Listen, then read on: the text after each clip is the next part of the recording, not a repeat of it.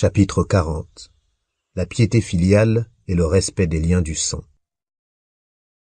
Allah Ta'ala dit: وَاعْبُدُوا اللَّهَ وَلَا تُشْرِكُوا بِهِ شَيْئًا وَبِالْوَالِدَيْنِ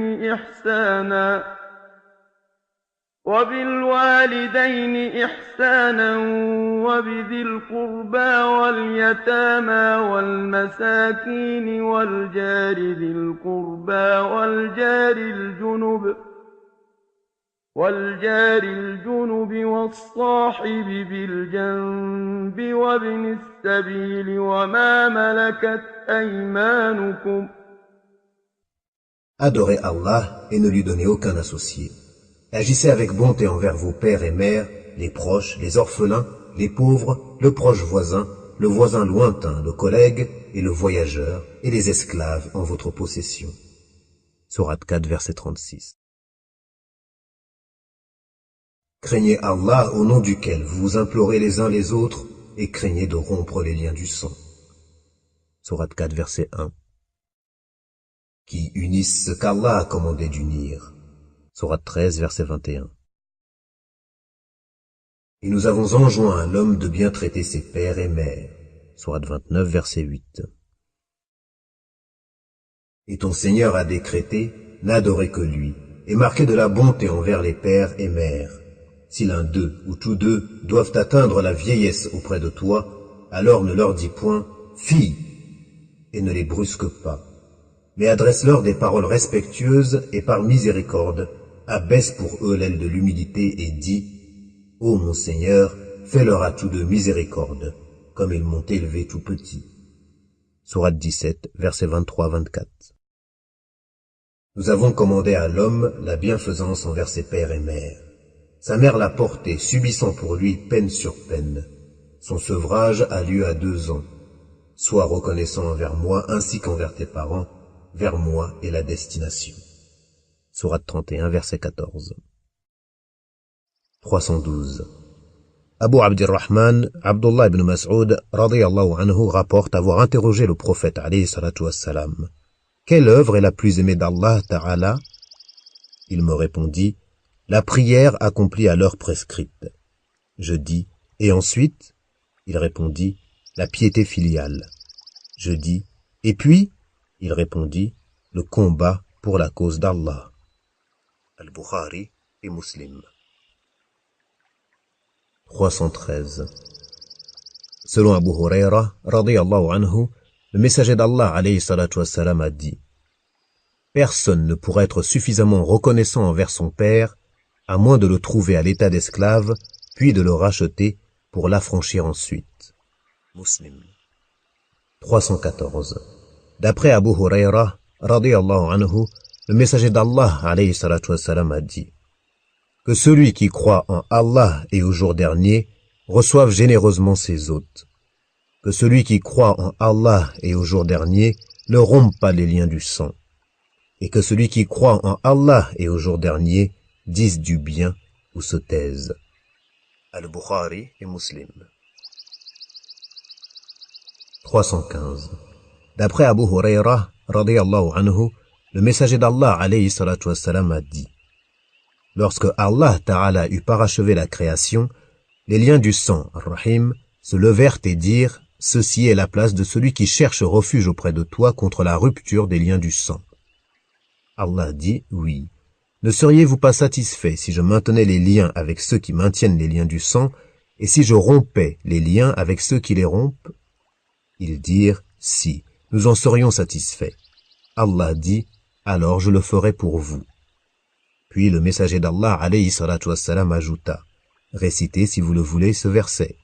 فَهَلْ عَسَيْتُمْ إِن تَوَلَّيْتُمْ أَن تُفْسِدُوا فِي الْأَرْضِ وَتُقَطِّعُوا أَرْحَامَكُمْ. Si vous vous détournez, ne risquez-vous pas de semer la corruption sur terre et de rompre vos liens de parenté? أُولَئِكَ الَّذِينَ لَعَنَهُمُ اللَّهُ فَأَصَمَّهُمْ وَأَعْمَى أَبْصَارَهُمْ. Ce sont ceux-là qu'Allah a maudits et rendus sourds et aveugles. Sourate 47, versets 22-23. Al-Bukhari et Muslim. Dans une autre version d'Al-Bukhari, le messager d'Allah alayhi salatu wassalam a dit: Allah Ta'ala a dit: je maintiendrai les liens avec ceux qui maintiennent les liens du sang, et je romprai les liens avec ceux qui rompent les liens de parenté. 316. Abu Huraira radiyallahu anhu rapporte qu'un homme vint voir le messager d'Allah alayhi salatu wassalam en lui demandant: ô messager d'Allah, qui mérite le plus que je m'occupe de lui? Il, sallallahu alayhi wa sallam, lui dit: ta mère. L'homme demanda à nouveau: et qui ensuite? Il, alayhi salatu wa salam, répondit: ta mère. L'homme réitéra sa question: et puis qui? Le prophète, sallallahu alayhi wa sallam, lui répondit à nouveau: ta mère. L'homme demanda encore: et qui ensuite? Le prophète, sallallahu alayhi wa sallam, lui répondit cette fois-ci: ton père. Al-Bukhari et Muslim. Dans une autre version, il demanda: ô messager d'Allah, qui mérite le plus que je m'occupe de lui? Il, alayhi salatu wassalam, lui répondit: ta mère, puis encore ta mère, puis enfin ton père, puis le reste de ta famille de proche en proche. 317. Selon Abu Huraira radiyallahu anhu, le messager d'Allah alayhi salatu wassalam a dit: qu'il soit humilié, que soit humilié celui dont les parents ou l'un d'eux atteignent l'âge de la vieillesse de son vivant et qui, malgré cela, n'entre pas au paradis, pour ne pas avoir été bon avec eux. Muslim. 318. Selon Abu Huraira radiyallahu anhu, un homme a dit: ô messager d'Allah, j'ai des proches parents avec lesquels j'essaie de maintenir les liens du sang, mais qui les rompent, que je traite avec bonté, mais qui me traitent mal, avec lesquels je suis bienveillant, mais qui sont durs avec moi. Il, alayhi salatu wassalam, répondit: si ce que tu dis est vrai, c'est comme si tu leur faisais manger des cendres chaudes, et Allah te soutiendra contre eux tant que tu agiras ainsi. Muslim. 319. Selon Anas radiyallahu anhu, le messager d'Allah alayhi salatu wassalam a dit: celui qui souhaite obtenir généreusement les faveurs d'Allah et vivre longtemps, qu'il entretienne les liens de parenté. Al-Bukhari et Muslim. 320. Anas radiyallahu anhu rapporte: Abu Talha radiyallahu anhu était celui des Ansar qui possédait le plus de palmiers à Médine. La palmeraie qu'il aimait le plus se nommait Bayraha et se trouvait en face de la mosquée du prophète sallallahu alayhi wa sallam. Ce dernier, alayhi salatu wa sallam, avait l'habitude d'y entrer et de boire de son eau qui était bonne. Anas radiyallahu anhu poursuivit: lorsque fut révélé ce verset, vous n'atteindrez la vraie piété que si vous faites largesse de ce que vous chérissez, Abu Talha se rendit auprès du messager d'Allah alayhi salatu wassalam et lui dit: ô messager d'Allah, Allah Ta'ala t'a révélé: vous n'atteindrez la vraie piété que si vous faites largesse de ce que vous chérissez. Et le bien que je chéris le plus est Bayraha. Je la donne donc en aumône pour Allah Ta'ala, dans l'espoir d'en être récompensé et qu'elle me soit utile auprès d'Allah Ta'ala. Fais-en usage, ô messager d'Allah, selon ce qu'Allah te prescrira. Admiratif, le messager d'Allah alayhi salatu wassalam s'exclama: voilà un bien qui rapporte, voilà un bien qui rapporte. J'ai bien entendu ce que tu as dit, mais je te recommande plutôt de l'offrir à tes proches. Abu Talha dit: je le ferai, ô messager d'Allah, et il la partagea entre ses proches parents et ses cousins. Al-Bukhari et Muslim. 321. D'après Abdullah ibn Amr ibn al-As, radiyallahu anhuma, un homme se rendit auprès du prophète, alayhi salatu wassalam, en lui disant: je fais le serment d'allégeance d'émigrer à Médine et de participer au djihad, tout cela à la recherche de la récompense d'Allah Ta'ala. Il, alayhi salatu wassalam, lui demanda: l'un de tes parents est-il encore vivant? Oui, mes deux parents sont vivants, répondit l'homme. Il, alayhi salatu wassalam, demanda: recherches-tu vraiment la récompense d'Allah Ta'ala? L'homme répondit par l'affirmative. Le messager d'Allah, alayhi salatu wassalam, lui dit: retourne alors auprès de tes parents et sois bon envers eux. Al-Bukhari et Muslim, dont c'est la version. Selon une autre version d'Al-Bukhari et de Muslim, un homme se rendit auprès du messager d'Allah alayhi salatu wassalam pour lui demander l'autorisation de participer au djihad. Le prophète sallallahu alayhi wa sallam l'interrogea. « Tes parents sont-ils vivants ?» Il répondit par l'affirmative. Le prophète alayhi salatu wassalam lui dit « Que tes efforts, en arabe djihad, soient tournés vers eux. » 322. D'après Abdullah ibn Amr ibn al-As, radiyallahu anhuma, le prophète alayhi salatu wassalam a dit: le wasil, l'homme qui maintient vraiment les liens de parenté, n'est pas celui qui ne les préserve qu'avec ses proches qui ne les rompent pas avec lui. Mais c'est celui qui les maintient même si ses proches rompent avec lui. Al-Bukhari. 323. D'après Aïcha, radiyallahu anha, le messager d'Allah alayhi salatu wassalam a dit: les liens du sang, ar-Rahim, sont suspendus au trône, disant qu'Allah maintienne les relations avec celui qui nous maintient et qu'il rompe les liens avec celui qui nous rompt. Al-Bukhari et Muslim. 324. Maïmouna bint al-Harith, radiyallahu anha, l'épouse du prophète alayhi salatu wassalam, rapporte avoir affranchi l'une de ses esclaves sans l'autorisation du prophète alayhi salatu wassalam. Lorsque vint son tour, la nuit que le prophète alayhi salatu wassalam passait chez elle, elle lui dit: as-tu remarqué, ô messager d'Allah, que j'ai affranchi mon esclave? L'as-tu vraiment fait? Demanda-t-il. Oui, répondit-elle. Il lui dit alors: en vérité, si tu l'avais offerte à tes oncles maternels, ta récompense aurait été bien plus grande. Al-Bukhari et Muslim. 325. Asma bint Abi Bakr as-Siddiq radiyallahu anhuma rapporte: ma mère, qui était polythéiste, me rendit visite à l'époque de la trêve de Hudaybiya entre le messager d'Allah alayhi salatu wassalam et les païens de la Mecque. Je consultai le messager d'Allah en lui demandant: ma mère est venue me voir pour un besoin. Dois-je maintenir nos liens du sang? Oui, répondit-il, maintiens tes liens avec elle. Al-Bukhari et Muslim. 326. Zaynab al-Thaqafiyya, la femme de Abdullah ibn Mas'ud, rapporte: le messager d'Allah alayhi salatu wassalam a dit: ô femmes, faites l'aumône et s'il le faut, de vos bijoux. Zaynab ajouta: je retournai auprès de Abdullah ibn Mas'ud et lui dis: tu es un homme pauvre, et le messager d'Allah alayhi salatu wassalam vient de nous ordonner de faire l'aumône. Rends-toi donc chez lui et demande-lui s'il m'est permis de t'en faire bénéficier, sinon je la donnerai à quelqu'un d'autre. Abdullah répondit: va plutôt toi le voir à ma place.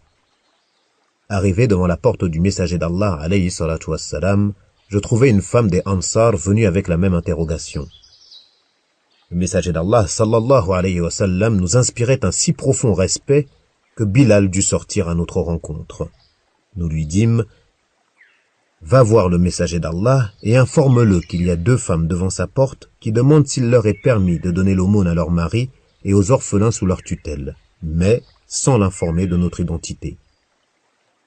Bilal entra chez le messager d'Allah alayhi salatu wassalam, puis l'interrogea. Mais le messager d'Allah sallallahu alayhi wa sallam demanda: qui sont-elles? Bilal répondit: une femme des Ansar et Zaynab. Le messager d'Allah sallallahu alayhi wa sallam demanda: laquelle des Zaynab? Bilal répondit: la femme de Abdullah.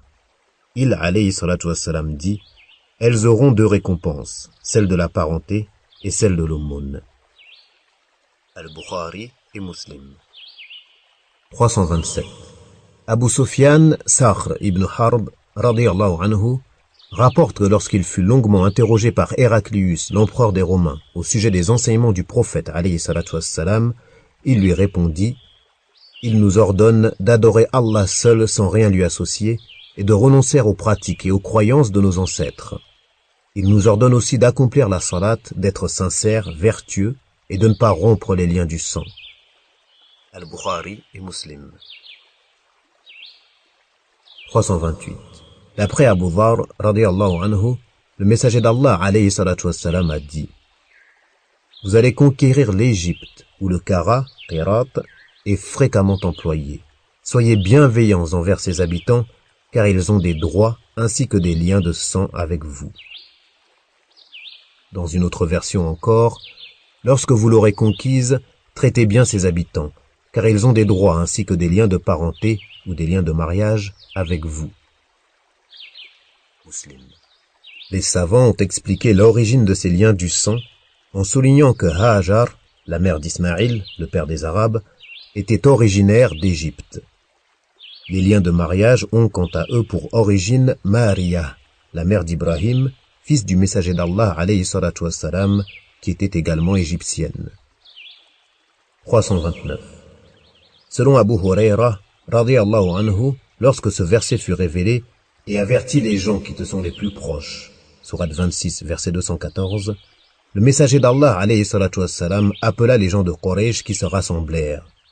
Il interpella dans un premier temps toute la tribu, puis certains clans en particulier, disant « Ô Bani Abd Shams, ô Bani Ka'b ibn Luhay, sauvez-vous du feu.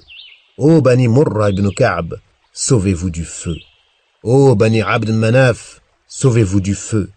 Ô Bani Hashim, sauvez-vous du feu.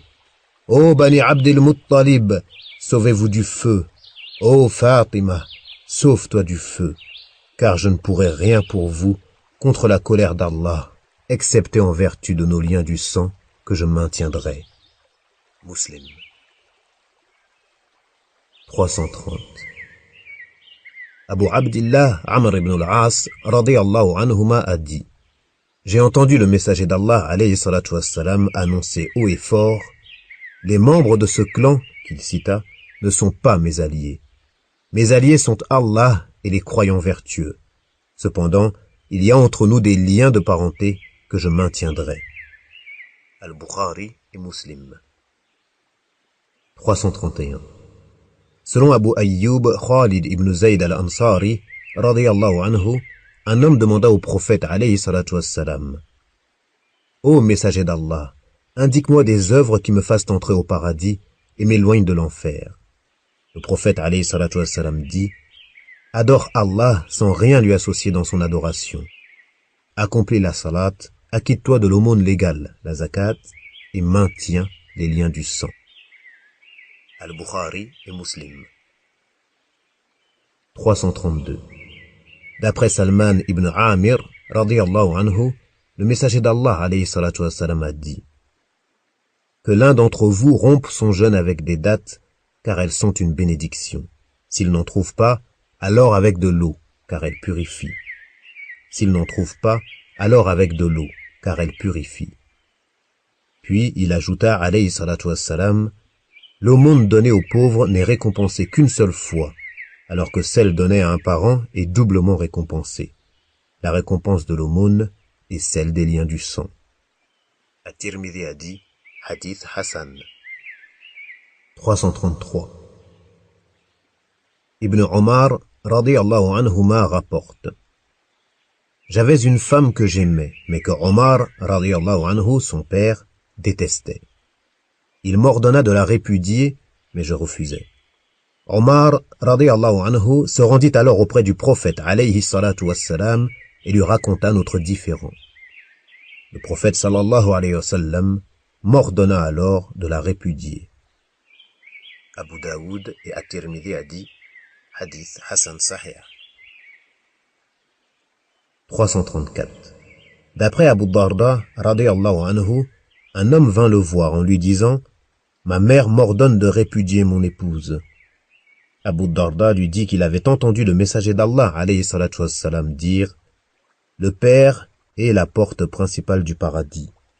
À toi de choisir si tu veux perdre cette porte ou bien la préserver. At-Tirmidhi a dit, hadith Hassan Sahih. 335. D'après Al-Bara ibn Azib, radiyallahu anhuma, le prophète alayhi salatu wassalam a dit: La tante maternelle a le même rang que la mère. At-Tirmidhi a dit, hadith Hassan Sahih. On pourrait citer dans ce chapitre bien d'autres traditions prophétiques authentiques et connues, comme le hadith des gens de la caverne, numéro 12, celui de Jurayj, numéro 259, D'autres que j'ai omis par souci de concision, et le long hadith, l'un des plus importants sur ce thème, rapporté par Amr ibn Abasa. Nous citerons entièrement ce hadith, plein d'enseignements sur l'islam et le bon comportement, dans le chapitre sur l'espoir, si Allah le veut. Amr ibn Abasa y rapporte notamment: « Je me suis rendu chez le prophète alayhi salatu wassalam à la Mecque au début de son avènement, en lui demandant: « Qui es-tu » ? Un prophète, répondit-il alayhi salatu wassalam. Qu'est-ce qu'un prophète ? Demandai-je. Allah Ta'ala m'a envoyé, expliqua-t-il alayhi salatu wassalam. Pourquoi t'a-t-il envoyé ? Dis-je. Pour ordonner aux gens de respecter les liens du sang, briser les idoles et adorer Allah seul sans rien lui associer, dit-il alayhi salatu wassalam. Puis il cita le reste du hadith. Et Allah est le plus savant.